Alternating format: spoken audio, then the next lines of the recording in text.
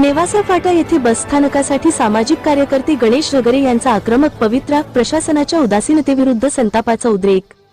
नेवासा फाटा हे अहिल्यानगर जिल्ह्यातील एक महत्त्वाचे व्यापारी व वाहतुकीचे केंद्र असून येथे दररोज हजारो प्रवासी ये जा करतात। मात्र एवढ्या मोठ्या गर्दीचा सामना करत असतानाही येथे अद्यापही बस स्थानकाची सुविधा उपलब्ध नाही। याचा निषेध करत सामाजिक कार्यकर्ते गणेश झगरे यांनी प्रशासनाला धारेवर धरले आहे। गणेश झगरे यांनी ठामपणे सांगितले की दररोज शेकडो विद्यार्थ्यांना, महिला प्रवाशांना उन्हात ताण्यात उभं राहावं लागतं। कोणतीही निवारा व्यवस्था नाही, पिण्याच्या पाण्याची सोय नाही आणि स्वच्छतागृह तर दूरचीच गोष्ट आहे। हे प्रशासनाचं अपयश नाही का?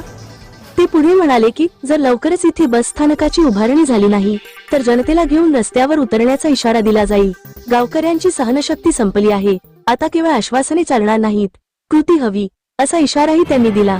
स्थानिक नागरिक आणि व्यापाऱ्यांनीही झगरे यांच्या आंदोलनाला पाठिंबा दर्शवत प्रशासनाने त्वरित पावले उचलावी अशी मागणी केली आहे। तसेच यापूर्वी बादल परदेशी यांनी बस स्थानकाविषयी मागणी केली होती, पण आतापर्यंत कोणतेही पाऊल उचलले न गेल्याने गणेश झगरे यांनी चिंता व्यक्त केली आहे। मी सामाजिक कार्यकर्ता व मराठा सुकाणा समिती महाराष्ट्र प्रदेश अध्यक्ष गणेश झगरे।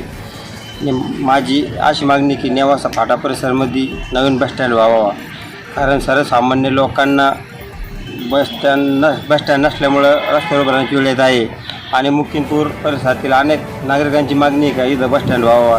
आणि मागील काही दिवसापूर्वी बादल परदेशी यांनी हा मुद्दा लावून धरला होता, पण एसटी महामंडळाने अग्रवाल्यांनी त्याचं काही दखल नाही घेतली।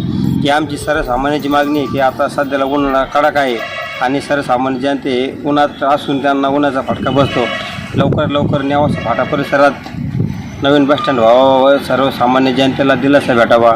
अनर्थ न झाल्यात 1 तारखेला नेवासा बस स्टँड येथे उपोषण करण्याची इशारा आम्ही मुकिंदपूर व नेवासा फाटा परिसर देत आहे। जय हिंद, जय महाराष्ट्र।